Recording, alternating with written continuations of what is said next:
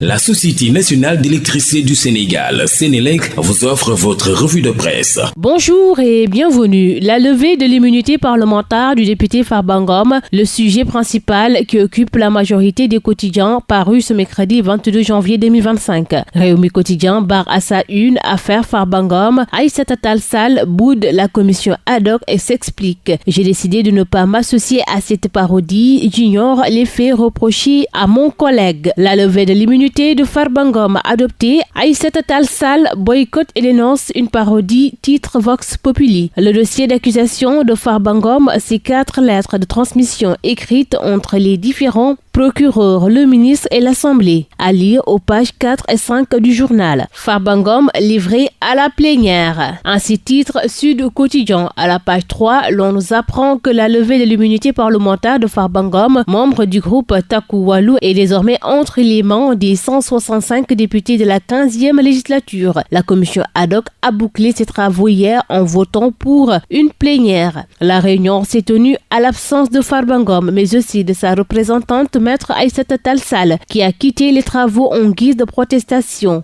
L'As, Walf Quotidien, l'Observateur, Source A, Enquête, Les Échos abondent dans le même sens et informent que la paire appelle à une grande mobilisation demain et donne rendez-vous à Agnam le 25 janvier prochain. Nous restons toujours dans le volet justice. Le quotidien du groupe Futur Média révèle une enquête sur la face cachée de Tabaski Ngom, chronique d'un itinéraire énigmatique, ce que l'histoire officielle ne dit pas sur Madeleine, son nom de baptême de l'excellence académique aux controverses professionnelles, ses passages tumultueux au boss PSE, à la Prosi et dernièrement au CRSE. À lire à la page 2 de l'Observateur. Évoquant l'audit des comptes publics, Enquête nous apprend que la Cour prend parole. En attendant la sortie du rapport tant attendu, la Cour des comptes, par la voix de son secrétaire général, a saisi le prétexte de la première édition de la conférence des administrateurs et managers publics pour revenir sur l'audit de ce rapport spécial. Le secrétaire général a tenu à affirmer qu'il ne s'agit pas du contrôle d'une gestion, mais plutôt de celui du rapport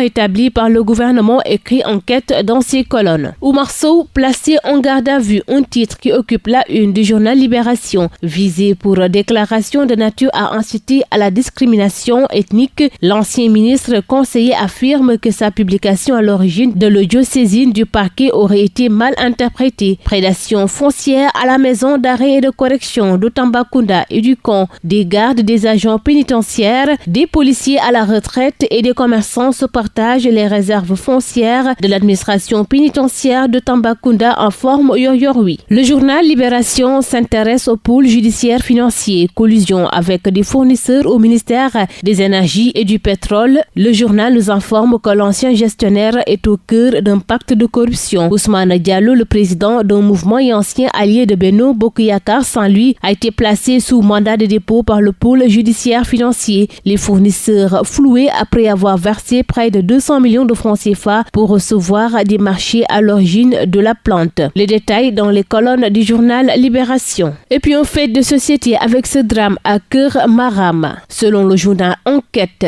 un agriculteur âgé de 60 ans tué par un éleveur. C'est ce mardi 21 janvier 2025. Le village de Keur Maram, situé dans la commune de Fondène, a été le théâtre d'un drame. Moussa Diouf, âgé de 60 ans, a été tué dans son champ lors d'une violente altercation avec un éleveur. L'incident a provoqué une vive émotion parmi les habitants du village. Les autorités locales, informées immédiatement après le drame, ont dépêché des gendarmes sur place pour sécuriser la zone. Moussa Diouf, père de famille polygame, était une figure respectée du village. Rewmi Quotidien nous apprend qu'à Rufisque, un jeune homme âgé de 18 ans a violé 3 dames. Le journal Le Soleil s'est intéressé aux hausses répétitives des prix de denrées de première nécessité, une volatilité qui déroute les ménages. Titre L'Astre de Anne. Ces dernières années, malgré des renonciations fiscales et des subventions avoisinant 800 milliards de francs CFA, les consommateurs sont confrontés à une augmentation récurrente des prix. Cheikh Ahmadou Bamba, le directeur du commerce intérieur,